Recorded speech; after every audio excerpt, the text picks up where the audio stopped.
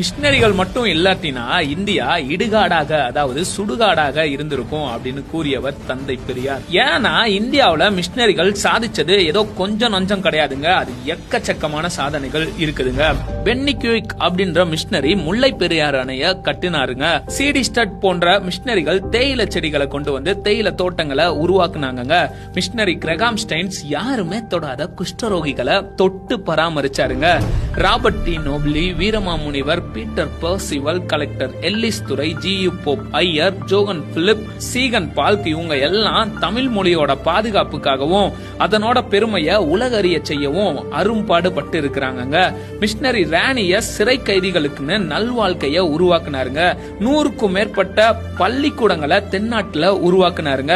Machinery ராணியஸ் அது மட்டும் இல்லாம ஆசிரியர் பயிற்சி பள்ளிகளையும் உருவாக்குனாருங்க.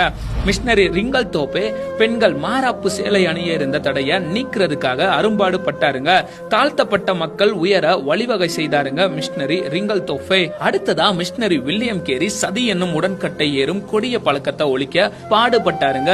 பெண் மருத்துவ கல்விக்கு வித்திட்டு மருத்துவமனையை உருவாக்கியவர் தான் மிஷினரி ஐடா ஸ்கைடர் அம்மையார். ஓலை சுவடுகள்ல தவழ்ந்த தமிழ அச்சில ஏத்தி புத்தகங்களை அச்சடிக்க உதவியவர் தான் சீகன் பால் அப்படின்ற மிஷினரி. தரங்கம்பாடியில இவர் தான் பெண்களுக்கான முதல் தமிழ் பள்ளிய உருவாக்குனாருங்க. சிவகாசியில வெடிமருந்து ஆலைகளை உருவாக்கி உலக அளவுல பிரபலமாக காரணமானவர் மிஷினரி ராக்லாண்ட் தான். எடித் மேரி பிரவுன் அப்படின்ற மிஷினரி வட இந்தியாவில மருத்துவ சேவை ஆற்றியதோடு பெண்கள் மருத்துவ கல்வி கற்கவும் மருத்துவ கல்லூரிகளை ஆரம்பிச்சாருங்க.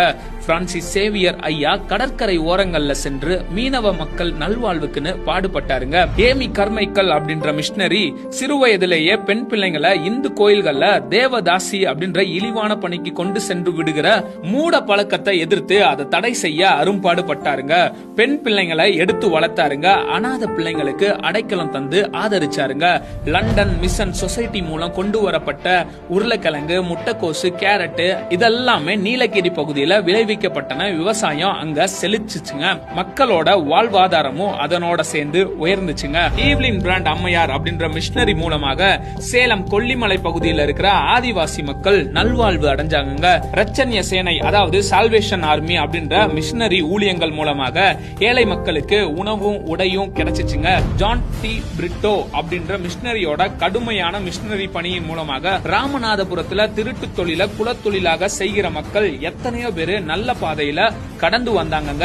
ஆர்த்தர் மர்காஷியஸ் அப்படின்றவரு மருத்துவமனைகளை கட்டி ஏழைகளுக்கு மருத்துவ சிகிச்சையை அளிச்சாருங்க. பெண்களுக்கான ஆசிரிய பள்ளியை ஆரம்பிச்சாருங்க.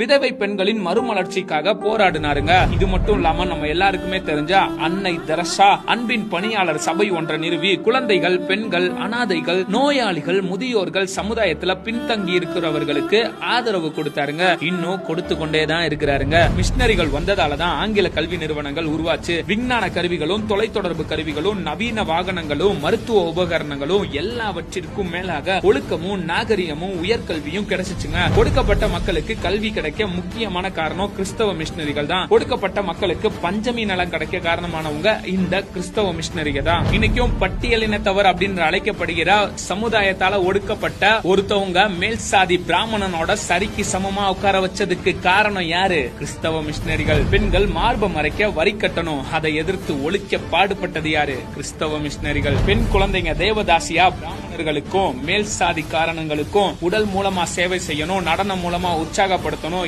இதை எதிர்த்து இதை ஒழிக்க பாடுபட்டது யாரு? கிறிஸ்தவ மிஷினரிகள். விதவை திருமணம், சாதி மறுப்பு திருமணம், பெண்கள் கல்வி, சதி ஒழிப்பு, சமத்துவம், சமதர்மம் இது எல்லாத்தையுமே நமக்கு கொடுத்து நம்மளை வாழ வச்சது யாரு? நம்ம கிறிஸ்தவ மிஷினரிகள் தாங்க. இன்னைக்கும் இந்தியா தொழில் துறையிலையும் சரி கல்வித்துறையிலையும் சரி வளர்ந்த நாடுகளோட பட்டியல்ல வருவதற்கு மிஷினரிகளோட கண்ணீரும் அன்பின் வார்த்தைகளும் கடுமையான உழைப்பும் மேலான தியாகமும் இயேசுவோட அன்புனால நிறைஞ்ச கிறிஸ்தவ மிஷினரிகளுடைய சேவை மட்டும் இல்லாட்டின்னு வச்சுக்கோங்களேன், இந்தியா இன்னைக்கும் இடுகாடாக தான் இருந்திருக்கும்.